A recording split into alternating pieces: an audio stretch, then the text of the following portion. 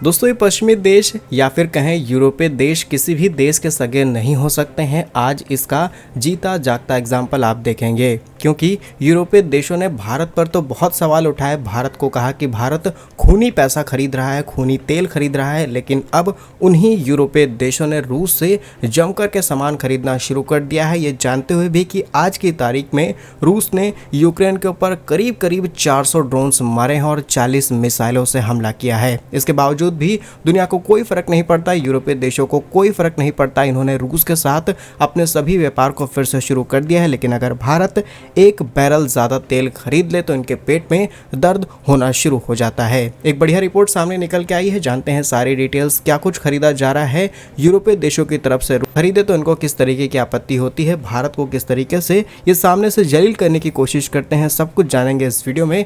यदि आपको हमारा काम पसंद आए तो वीडियो को लाइक, चैनल को सब्सक्राइब किए बिना मत जाइएगा। तो खबर यह है कि पूरी दुनिया को नैतिकता का पाठ पढ़ाने वाले यूरोपीय देश अब खुद रूस से भारी सामान खरीदने में जुट चुके हैं। यह सामान उर्वरक यानी कि फर्टिलाइजर जो यूरोपीय देश एग्रीकल्चर इंडस्ट्री में इस्तेमाल करते हैं, रूस से ट्रक भर भर के इन देशों में जा रहे हैं। रूस यूक्रेन युद्ध के बावजूद भी यूरोपीय देशों ने किसी भी तरीके की खरीद में ढिलाई नहीं दी और खरीद लगातार बढ़ते चली जा रही है। जानकारी के लिए आपको बता दें कि रूस से खरीदे जाने वाले उर्वरक में 33% की वृद्धि आई है यूरोपीय देशों ने जितना माल रूस से खरीदा है। और हम तो रूस के साथ 60 से 65 अरब डॉलर का व्यापार कर रहे हैं, लेकिन ये देश रूस के साथ 100 अरब डॉलर का व्यापार कर रहे हैं। और ना ही रूस को दिक्कत है, ना ही यूरोप को दिक्कत है और ना ही अमेरिका को दिक्कत है। लेकिन अगर भारत कच्चा तेल, गैस खरीद ले या फिर डुअल यूज वाली चीजें किसी भी तरीके से रूस को एक्सपोर्ट कर दी जाए, तब जापान हम पर सैंक्शंस लगा देता है। G7 कंट्रीज में पीएम मोदी को बुला करके उनके सामने बेइज्जती कर दी जाती है और ये सारी हरकतें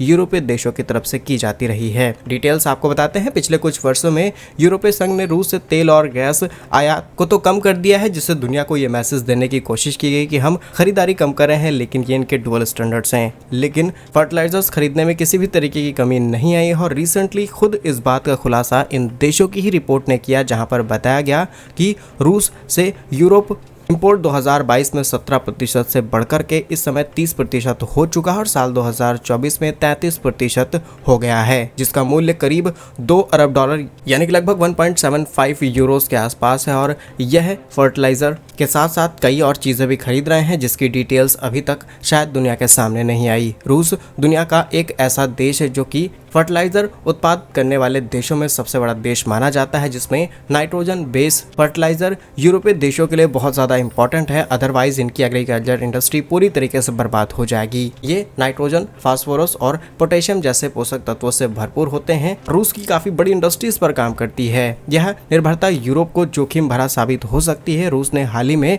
ट्रंप वाली नीति भी अपनानी शुरू कर दी है और ये खबर शायद आप में से कई लोग जानते होंगे कि रूस की तरफ से जो भी फर्टिलाइजर्स एक्सपोर्ट किए जाते थे उन पर 10% की एक्सपोर्ट ड्यूटी लगा दी गई है, जिससे इन देशों को ज्यादा पैसा देना पड़ रहा है। इसके बावजूद भी रूस से इनकी खरीद कम नहीं हो रही। 2023 में रूस ने एक्स्ट्रा टैक्स लगा करके करीब 3.5 अरब यूरोज और ज्यादा कमाए हैं और लगातार इनकी कॉस्ट बढ़ाता चला जा रहा है। अब यूरोपीय देशों के पास ऑप्शन नहीं है कि ये किसी और देश से इस चीज को खरीद पाए, क्योंकि चाइना से ये चीजें इंपोर्ट नहीं करा सकते हैं। उस पर टैरिफ को लेकर के एक अलग गेम शुरू हो चुका है। लेकिन रूस इन देशों की अकड़ अच्छे से निकालना जानता है। ये जानता है कि कब कब इन देशों ने रूस को किस तरीके से परेशान किया है। रूस की ट्रिलियंस ऑफ डॉलर की प्रॉपर्टी यूरोपीय देशों ने जब्त करके रखी है और रूस इस चीज का बदला जरूर लेगा। रूस फिलहाल के लिए किसी भी चीज के एक्सपोर्ट को नहीं रोक रहा ताकि इनकी फाइनेंशियल पाइपलाइन कट ना हो, लेकिन रूस ने इनिशियली अपने इस फर्टिलाइजर एक्सपोर्ट पर 6.5% टैक्स लगाया, उसके बाद 10% और 2028 तक इसे 50% तक कर दिया जाएगा। That means